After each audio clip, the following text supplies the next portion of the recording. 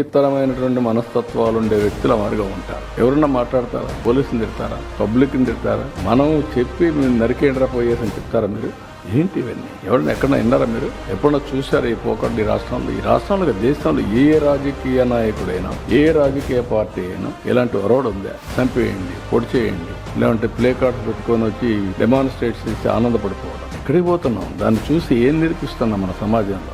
ఎందుకు ఇచ్చారు 11 సీట్లు?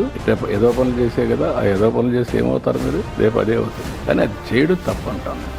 మీరు ఒక మాట అడుగుతున్నారు, ఎవరైనా పోవడానికి పోలీసు చెప్పిన తర్వాత నేను ఎప్పుడన్నా పోయామా? మమ్మల్ని ఊర్లకు పోతాం ఒక 2 కార్లు అంటే పంపించారా? నేను ఎక్కడన్నా అబ్జెక్ట్ చేశారు? ఎవరన్నా పొమ్మంటున్నారు కదా. 10 కార్లకు పర్మిషన్ ఇచ్చి 5, 6కు 100 మందికి పర్మిషన్ ఇచ్చి ఏం కావాలంటే మీకు? ఏమనుకుంటున్నారు మీరు? ఇరుకు సందుల్లో పోవడం, అక్కడ మీటింగ్లు పెట్టడం, క్యాంపెయిన్లు కావడం, ఇక్కడ నుంచి ఇవన్నీ చేయడం, వైలెన్స్ క్రియేట్ చేయడం ఎవరు నేర్పించారు మీకు ఇవన్నీ? పోలీసుల మీద మళ్ళా బ్లేమ్ చేయడం, బురద వేయడం ఎక్కడ దొరుకుతాయి ఇవన్నీ? కొంచెం ఒక పద్ధతి, ఒక ప్రొసీజర్, హుందాతనం ఉండాలి నాయకులకి.